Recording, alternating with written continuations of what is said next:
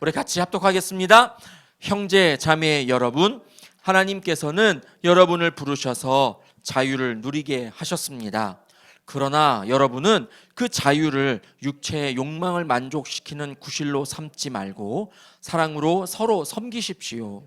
모든 율법은 내 이웃을 내 몸과 같이 사랑하여라 하신 한마디 말씀 속에 다 들어 있습니다. 그런데 여러분이 서로 물어뜯고 잡아먹고 하면 피차 멸망하고 말 터이니 조심하십시오. 아멘. 주중에 서울시장도 유명을 달리하고 막 이런 여러 가지 사건들이 있었습니다. 그런데 기독교계에서 가장 뜨거운 이슈는 아무래도 차별금지법의 발의 이런 것 아니겠습니까? 차별금지법이 발의가 됐는데요. 사실 용어는 참 좋습니다. 그렇지요. 차별을 금지하지 말라는 건데요. 차별을 금지하지 말자는 거니까 용어는 정말 좋은데요. 기독교계가 반대하는 그런 요소가 하나 있다는 거 여러분 다 아시잖아요. 차별금지법의 핵심은 23가지 정도 되는 그런 이유를 들어서 소수자들을 보호해주자 이런 차원입니다.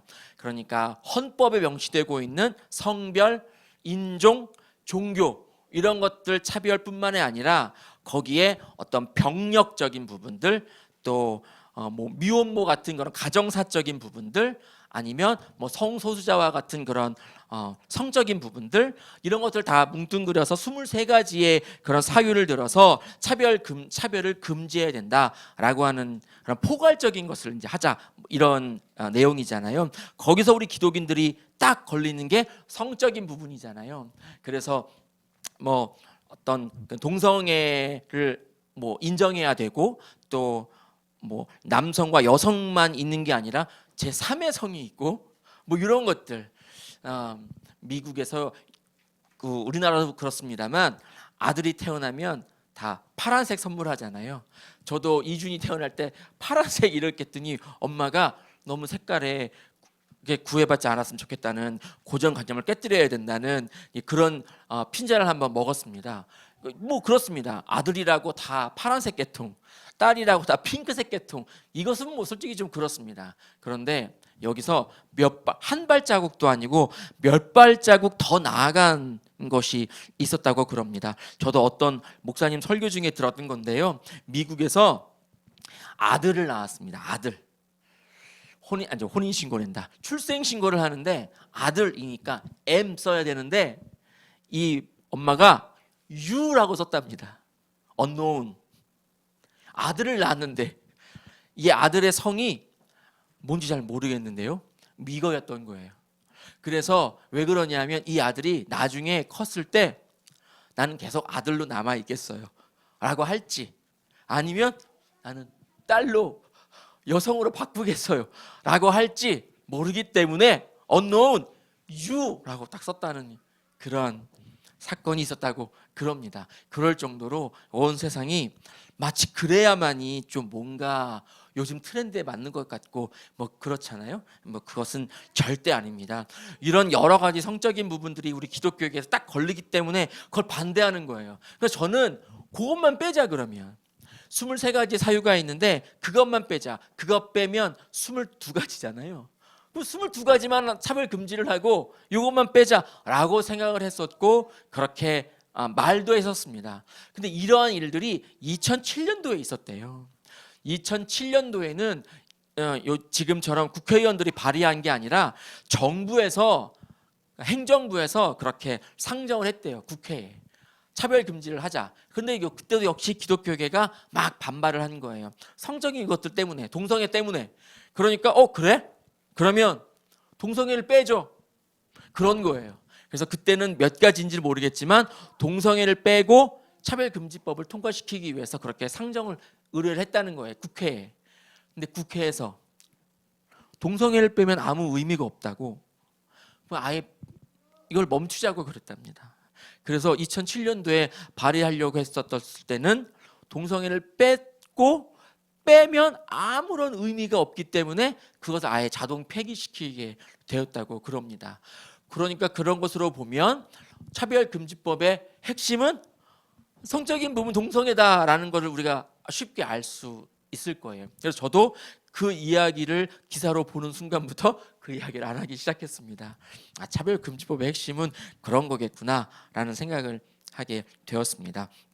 오늘은 그렇다고 차별금지법, 동성애 이런 이야기 하려는 것은 아닙니다. 내 몸을 내 몸과 같이 사랑하라, 이 사랑의 율법에 대해서 말씀드리고 싶었었습니다. 예수님께서 우리들에게 주신 법은 바로 이 두 가지의 법입니다. 여러분 잘 아시는 것처럼 마태복음 22장 37절 이하에 있는 이 두 가지의 율법을 우리들에게 허락해 주셨습니다. 말씀 한번 같이 읽겠습니다. 시작. 예수께서 그에게 말씀하셨다. 내 마음을 다하고 내 목숨을 다하고 내 뜻을 다하여 주 너의 하나님을 사랑하라 하였으니 이것이 가장 중요하고 으뜸 가는 계명이다. 둘째 계명도 이것과 같은데 내 이웃을 내 몸과 같이 사랑하여라 한 것이다. 아멘. 구약에 우리가 쉽게 알 수 있는 것처럼 613가지의 율법이 있었다고 그럽니다. 그런데 그것을 하나님이 10가지로 줄여주셨고 그것이 시간이 지나고 신약대로 예수님의 시대로 오면서 예수님이 2가지의 율법으로 줄여주셨다. 이렇게 쉽게 우리가 이해를 하고 있습니다. 이것은 제가 수요예배 때도 같이 나눴던 부분인데요. 사회가 발전하면 발전할수록 우리네 인간의 그런 사회에서는 더 세밀하게 법을 제정하는 것 같습니다. 아까 제가 언급했던 차별금지법도 지금 발의하는 것은 포괄적 차별금지법이잖아요. 그래서 이게 모법이래요. 어머니 모자 써가지고 모법. 그러니까 각각 개별적인 차별금지법은 있는 거예요. 그것을 법적인 용어는 자법, 아들 자자 써가지고 자법이라고 발음이 좀 그런데요. 자법이라고 하는데요. 그런데 이 개별적인 차별금지법에 모법이 없는 거죠. 그래서 이 모법을 만들기 위해서 포괄적인 것을 만들었다고 그럽니다. 그러니까 사회는 발전할수록 더 세밀하게 하나 큰 울타리에 범주 안에 큰 법을 하나 만들고 거기에 세세로운 세밀하게 가지를 쳐서 법을 만드는 거거든요. 그런데 사회 법과 다르게 우리 하나님의 법은 사회가 발전할수록 사상이 발전할수록 법은 더 줄어드는 것 같습니다. 뭉뚱그려지는 것 같습니다. 뭐하지 말아라 뭐하지 말아라. 우리 유대교에서는 무슨 고기를 안 먹죠? 돼지고기를 안 먹잖아요. 굽이 어떻게 있으면 먹으면 안 되고 비늘이 있으면 비늘이 없으면 먹으면 안 되고 요 새는 먹어도 되는데 이 새는 먹으면 안 되고 이런 것들이 있잖아요. 먹는 것 같고만 그랬습니다만 정말 많은 600가지가 넘는 법들이 있단 말이죠. 근데 그것이 10가지로 줄어들었습니다. 더 사회는 발전했는데요. 그리고 구약에서 신약으로 넘어갔다는 것은 어마어마한 사회적인 발전이 있는 겁니다. 과학적인 발전도 있었을 것이고요. 영화 같은 걸 보면 로마 병정들 얼마나 근사하게 꾸미고 있습니까? 그런 걸 보면 더 아주 복잡하게 사회는 발전했을 터인데 예수님은 그것에 반하게 딱 2가지로 줄였다는 것이죠. 무엇? 사랑. 하나님을 사랑하라. 그리고 내 이웃을 내 몸과 같이 사랑하라. 저는 여기서 조금만 더 내 마음을 다하고 이렇게 표현했으니까 최선을 다해서 하나님을 사랑하고 너 자신처럼 이웃을 사랑하라. 이렇게 예수님이 우리들에게 주셨다는 것이죠. 그러니까 결국은 예수님께서 우리들에게 원하시는 것은 율법에 얽매이지 말고 내가 너희를 위해서 죽었으니 너희는 자유롭게 열심히 하나님을 의지해라 이런 것일 겁니다. 그런데 가만히 보면 이스라엘 백성들에게 가장 큰 약점이 하나 있는데 구약 시대 때는 이스라엘 백성들이 믿는 그 하나님의 형상이 없기 때문에 형상이 없음에 대한 불신 그리고 형상을 만들거나 아니면 형상이 있는 다른 신들 그런 조각들에게 그들의 생각들을 바꾸게 되는 이 우상 숭배하는 이런 것들을 범하는 것 그리고 조금 더 나아가면 신약시대 때 오면 예수님의 죽으심으로 사람들이 자유를 누리게 되었는데 자유를 누리는 것이 아니라 이상하게 율법에 얽매이려고 하는 그런 움직임 이런 것들이 이스라엘 백성들에게 큰 약점이었단 말이죠. 오늘 이 갈라디아서 말씀을 통해서 사도 바울이 우리들에게도 알려주고 있는 것 같습니다. 여러분 이 신약 성경에 사도 바울이나 사도 베드로나 이런 사람들이 왜 편지를 썼을까요? 그 교회들에게 갈라디아서만 놓고 보면 갈라디아 교회에 사도 바울이 왜 편지를 썼을까요? 갈라디아 교회에 문제가 있으니까 그런 건 아니겠습니까? 갈라디아 교회에 문제가 있는 거예요. 거기에 다른 복음이 들어온 것이죠. 다른 복음. 예수님 이외에는 구원이 없다. 여러분 아멘이십니까? 예수님에게만 구원이 있습니다. 이러한 말들을 차별금지법이 통과가 되면 말을 할 수 없다고 그럽니다. 교회에서는 할 수 있어요. 교회에서는 예수님에게만 구원이 있습니다. 동성애는 죄입니다. 라고 교회에서는 말할 수 있어요. 근데 밖에 나가서는 말하면 안 돼요. 그러면 붙잡혀 간다는 거예요. 차별금지법의 취지가 그런 거예요. 예. 그러나 교회니까요. 마음껏 한번 떠들어 볼까요? 예수님에게만 구원이 있습니다. 동성애는 죄입니다. 예. 아멘. 예수님에게만 구원이 있다는 이 확실한 복음이 갈라디아 교회에는 다른 복음이라고 해서 또 하나 들어왔다는 거예요. 갈라디아서 1장 6절 말씀을 잠깐 보겠습니다. 우리 같이 읽겠습니다. 여러분을 그리스도의 은혜 안으로 불러주신 분에게서 여러분이 그렇게도 빨리 떠나 다른 복음으로 넘어가는 데는 나는 놀라지 않을 수 없습니다. 사도 바울이 들은 거죠. 갈라디아 교회에 있지 않거든요, 지금. 갈라디아 교회에 다른 복음이 들어왔다. 다른 복음, 그러니까 복음이라고 그러니까 좀 그렇지만 다른 복음은 없습니다. 다른 복음은 없다. 여러분 갈라디아 말씀을 읽어보시면 쭉 나옵니다. 다른 복음은 없습니다. 그런데 어쨌거나 이 갈라디아 교인들이 또 다른 것에 지금 붙잡고 나아가고 있는 거예요. 아까 말씀드렸습니다. 하나님의 형상이 없다. 율법에 의지했다. 구약 시대 때. 근데 예수님 시대로 오면서 구약은 율법은 다 벗어버리고 너희가 자유함을 얻어서 그 자유함 속에서 열심히 복음을 전해라. 이랬었는데 다른 복음, 여기서 다른 복음은 말씀을 읽어보시면 할례를 받고 율법에 얽매였다, 너희가 율례에 얽매여 있다라는 말씀을 통해 볼 때 아마도 유대교 사상이 이들에게 들어온 것 같습니다. 이들에게 유대교 사상이 들어왔습니다. 너희들 율법 아니면 안 돼. 왜냐하면 이방인들에게는 치명적인 약점이 있습니다.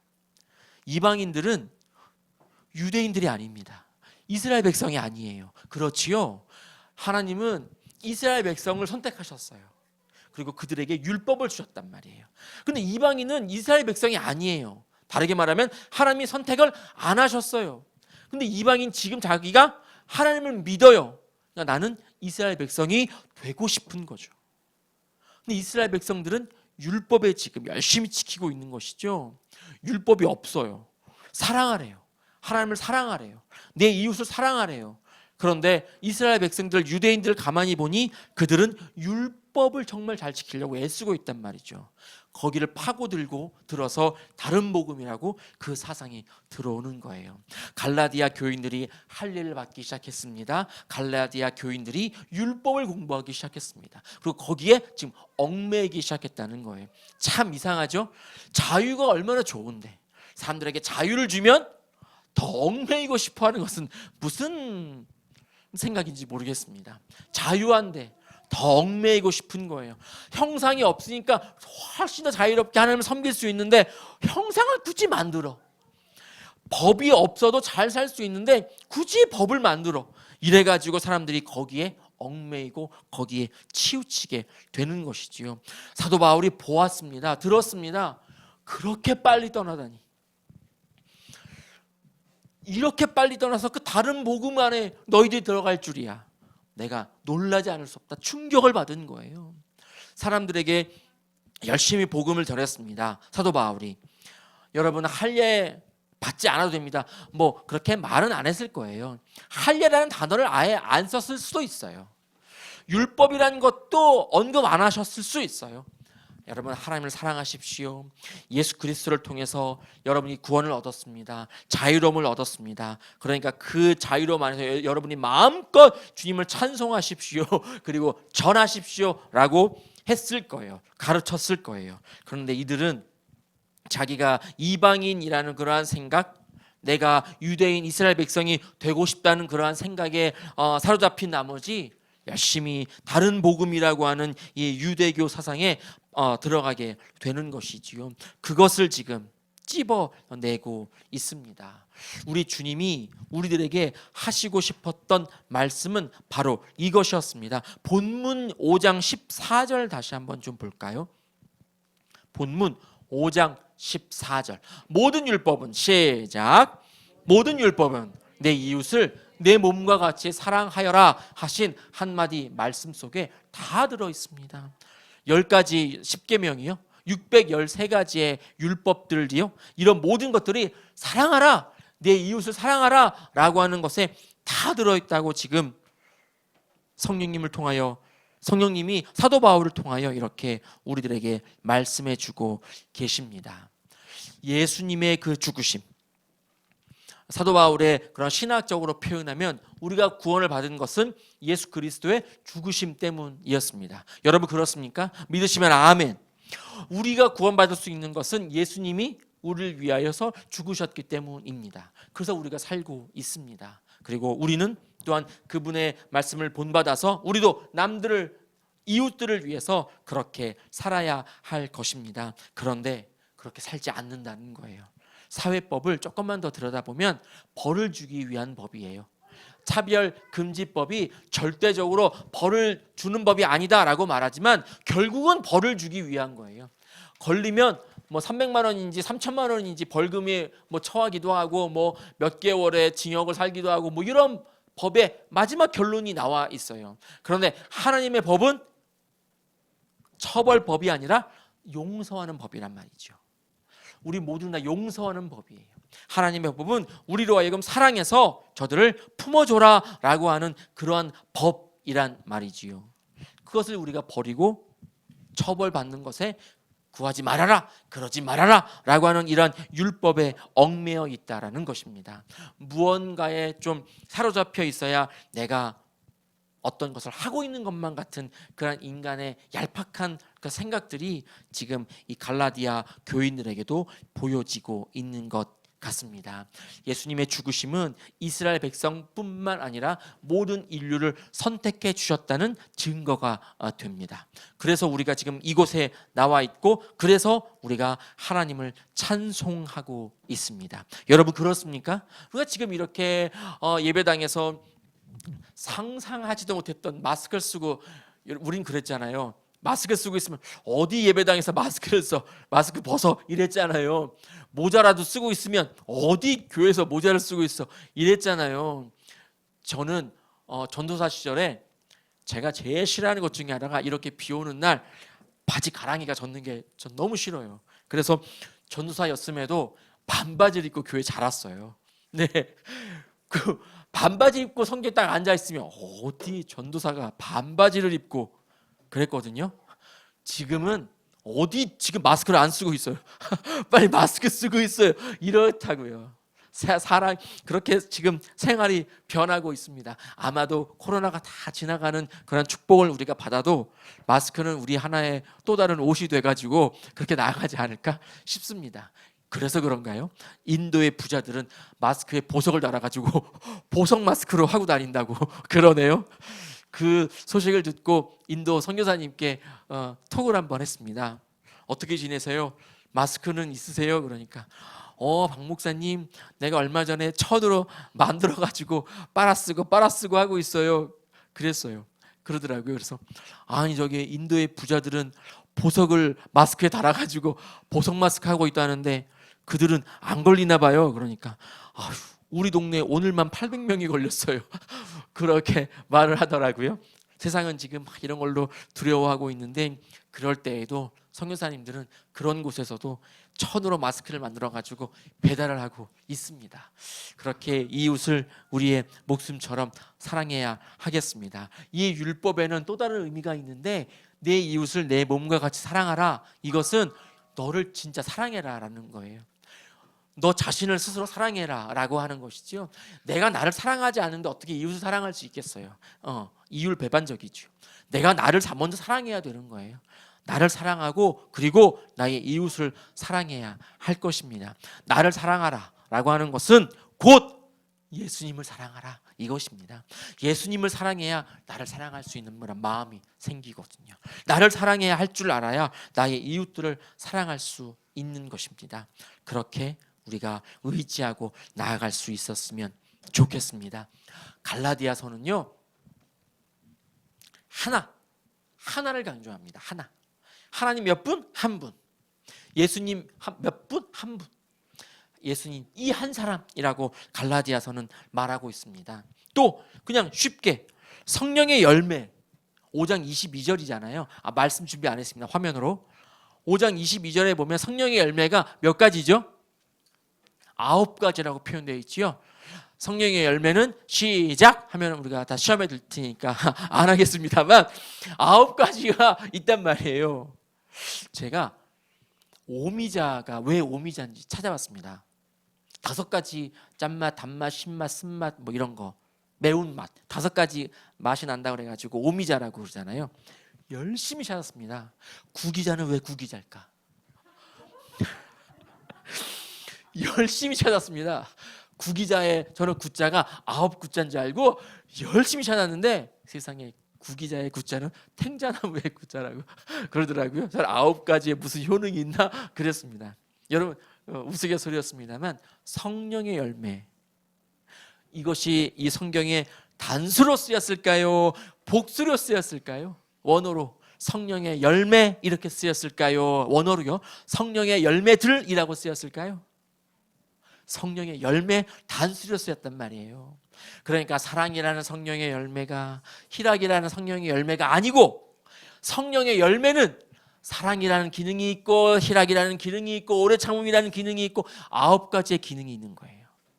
여러분 믿으십니까? 그러니까 우리가 성령의 열매를 9가지를 맺어야 된다. 누구에게는 사랑이라는 성령의 열매가 다 틀린 말이에요. 성령의 열매를 맺으면 그 안에 9가지의 이 은사 같은 능력들이 나타나게 된다라고 하는 것이지요. 갈라디아서는 하나를 이렇게 외치고 있습니다. 우리가 끝까지 하나님 한 분만 의지하고 나아가는 것처럼 우리 모든 인류는 다 하나 된 마음으로 나가야 합니다. 갈라디아서 3장 28절 말씀을 보면 정말 우리나라 헌법과 같은 말씀이 여기에 나와 있습니다. 같이 읽겠습니다. 유대 사람도 그리스 사람도 없으며 종도 자유인도 없으며 남자와 여자가 없습니다. 여러분 모두가 그리스도 예수 안에서 하나이기 때문입니다.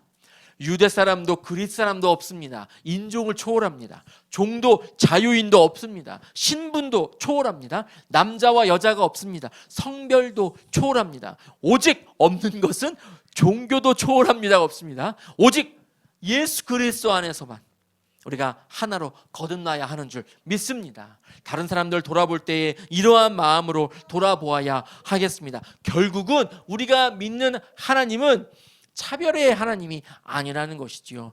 구별 외치지만 모두를 다 품고 나아가는 그것이 바로 우리 하나님 믿는 우리들이라는 것입니다. 우리들에겐 하나님이 이렇게 허락하셨습니다. 풍성한 곳에서 풍성하지 못하다면 정말 더 큰 비참함이 있을 거예요. 시장이라고 제가 수요일 때도 나누었던 건데요. 시장이라고 하는 먹을거리가 풍성한 곳에서 어느 할머니가 음식 쓰레기통을 뒤지는 걸 봤습니다. 그러니까 시장이니까 저는 어머니 모시러 갈 때 항상 거기로 가니까요. 거기만 가면 막 고소한 냄새도 나고 제가 좋아하는 설렁탕 냄새도 나고 정말 먹을거리 냄새가 막 납니다. 근데 거기서 음식 쓰레기통을 막 뒤지고 있는 할머니를 봤습니다. 저도 어머니를 빨리 모셔야 된다는 핑계를 대고 그냥 지나가고 말았지만은요.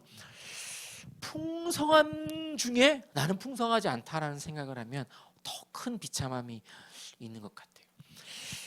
다 모든 사람을 사랑해라라고 하는 그런 말씀 속에 우리가 살지만 사랑하지 않는다라고 하면 더 큰 죄악이 우리에게 있는 것 같습니다.